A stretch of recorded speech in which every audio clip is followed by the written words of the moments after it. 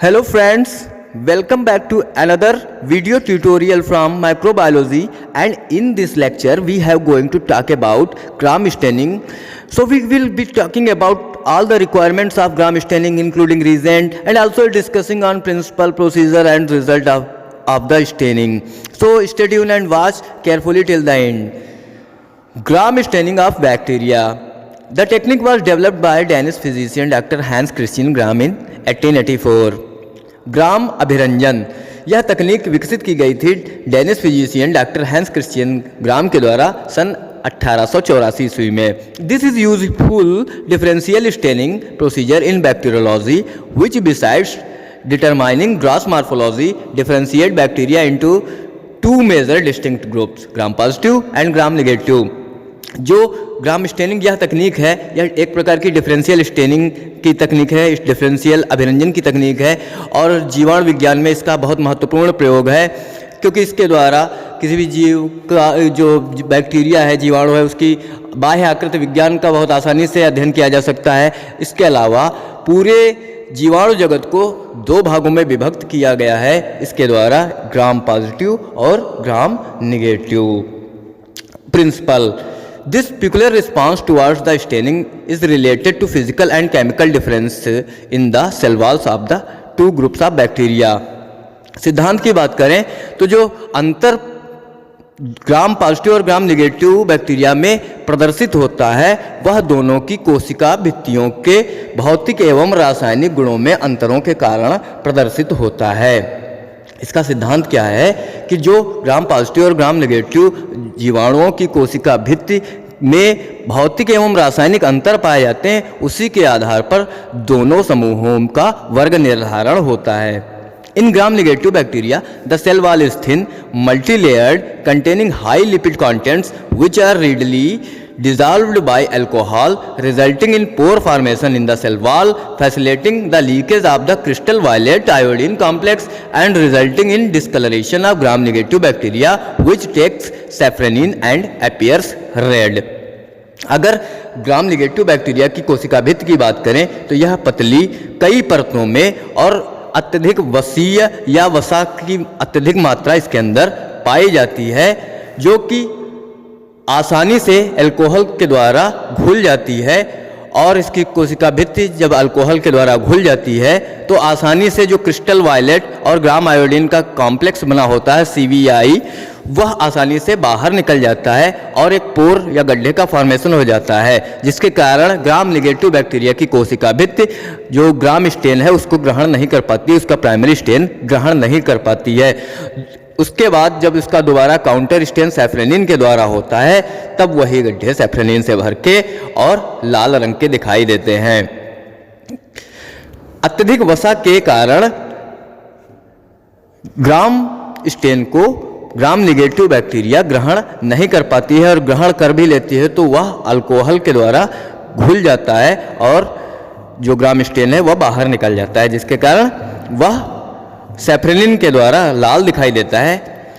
On the other hand cell walls of gram positive bacteria are thick, composed mainly of proteins and cross linked mucopeptides. अगर दूसरी तरफ वहीं पर देखा जाए तो जो ग्राम पॉजिटिव बैक्टीरिया की कोशिका भित्ति होती है वह प्रोटीन और म्यूकोपेप्टाइड से बनी होती है और काफ़ी मोटी होती है, जिसके कारण क्या होता है, on application of decolourising agent dehydration is caused resulting in closure of pores of cell wall, thereby retaining the CVI complex and do appear blue or purple.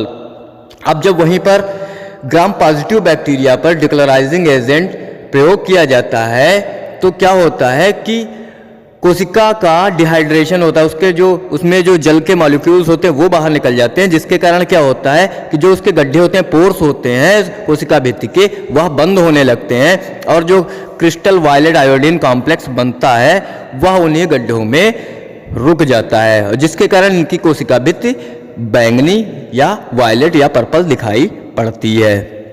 तो यह प्रिंसिपल था कि ग्राम नेगेटिव बैक्टीरिया की कोशिका भित्ति वसीय होने के कारण और अल्कोहल में घुल जाने के कारण ग्राम स्टेन या प्राइमरी स्टेन को नहीं ले सकती है, क्रिस्टल वायलेट को नहीं ले सकती है, लेकिन वहीं पर जो ग्राम पॉजिटिव बैक्टीरिया है, इसकी जो कोशिका भित्ति होती है काफ़ी मोटी होती है और यह क्रिस्टल वायलेट आयोडीन कॉम्प्लेक्स को अपने अंदर समाहित कर लेती है और डिकलराइजिंग एजेंट प्रयोग करने पर इसके जो गड्ढे होते हैं, पोर्स होते हैं, वह सिकुड़ जाते हैं और इसके कारण यह ब्लू या पर्पल दिखाई पड़ती है। अब बात करते हैं requirements. Microscope, lens paper, blotting paper, glass slide, staining tray, inoculating loop, Bunsen burner. Reagents: first crystal violet stain as a primary stain, second gram iodine solution, third ethyl alcohol 95% as a decolourising agent, and next safranin solution as a counter stain. Procedure: make smears after given culture on a clear glass slide. सबसे पहले हम क्या करते हैं कि smear किसी साफ कांच की स्लाइड पे स्मीयर को प्लेस कर देते हैं, रख देते हैं। Then second, air dry the smear and heat fix. फिर दूसरा चरण कि उसको हवा के द्वारा सुखा लेते हैं और ताप के द्वारा उसे फिक्स कर देते हैं। Third, cover the smear completely with crystal violet stain on the slide for 1 minute. तीसरा, प्राइमरी स्टेन क्रिस्टल वायलेट जो कि हम प्रयोग करते हैं क्रिस्टल वायलेट के द्वारा पूरी स्लाइड को भिगो देते हैं और 1 मिनट के लिए रख देते हैं। Next, wash the slide gently in distilled water. क्या करते हैं, पानी के द्वारा आराम से धीरे धीरे उस स्लाइड को धो देते हैं। नेक्स्ट, फिर the smear with Gram iodine solution and wait for 1 minute. अब क्या करते हैं कि ग्राम आयोडीन सॉल्यूशन जो कि मॉडरेंट होता है उसके द्वारा हम स्लाइड को भिगो देते हैं 1 मिनट के लिए। Next, wash with tap water gently and drain carefully. अब जल के द्वारा उसको हम धो लेते हैं धीरे धीरे और फिर उसको आराम से सुखा लेते हैं। Next, add ethyl alcohol 95% solution drop by drop until the smear becomes free from any colourisation as 20 और 30 सेकेंड। अब क्या करते हैं, एथिल अल्कोहल बूंद दर बूंद गिराते हैं स्मीयर पर जब तक कि रंग जो है वह छूटना शुरू ना हो जाए। लगभग 20 से 30 सेकंड तक यह प्रक्रिया हम करते हैं। बूंद के द्वारा हम ethyl alcohol 95% as a decolourising agent हम उस पर जो है गिराते रहते हैं बूंद दर बूंद। Next, wash the slide gently under running tap water and drain. अब क्या करते हैं, आराम से उस स्लाइड को धो लेते हैं। नेक्स्ट, और सुखा लेते हैं। Next, now counter stain with safranin and wait for 30 second. अब क्या करते हैं कि डिकलराइजिंग एजेंट से डिकलराइज करके हमने उसको धोकर सुखा लिया। अब काउंटर स्टेन जो कि सैफ्रेनिन हमारा है उससे इसको भिगो देते हैं कितनी देर के लिए, 30 सेकेंड के लिए। 30 सेकेंड के भिगोने के बाद फिर क्या करते हैं, wash again and blot dry with blotting paper और simply air dry the slide and observe under oil immersion objective. अब क्या करते हैं, उसको फिर से पानी से धो लेते हैं या फिर ब्लॉटिंग पेपर से उसको सुखा लेते हैं और उसके बाद ऑयल इमर्जन करके माइक्रोस्कोप में उसको देखते हैं। कौन कौन से स्टेप होते हैं कि सबसे पहले हमने क्रिस्टल वायलेट से स्टेन किया 1 मिनट के लिए, उसके बाद धोने के बाद हमने ग्राम आयोडीन से उसको स्टेन किया 1 मिनट के लिए, फिर धोने के बाद हमने डिकलराइजिंग एजेंट जो कि हमारा एथिल अल्कोहल है उसको 20 से 30 सेकेंड तक उसके ऊपर बूंद बूंद करके गिराया, उसके बाद धो के सुखाने के बाद हमने फिर उसको जो है काउंटर स्टेन सैफ्रेनिन से भिगोया और 30 सेकंड के लिए उसको रख दिया। 30 सेकंड के बाद उसको हमने ब्लॉटिंग पेपर या फिर हवा से सुखा लिया और धोने के बाद सुखा लिया और उसके बाद हमने उसका ऑब्जर्वेशन किया।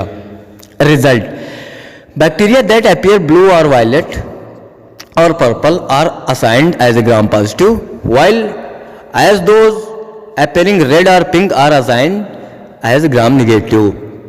अब जो भी जीवाणु हमें नीले या बैंगनी कलर के दिख रहे हैं, नीले या बैंगनी रंग के प्रदर्शित हो रहे हैं, वह ग्राम पॉजिटिव होंगे, और जो कि हमें गुलाबी या लाल रंग के दिखेंगे वह ग्राम निगेटिव बैक्टीरिया होंगे।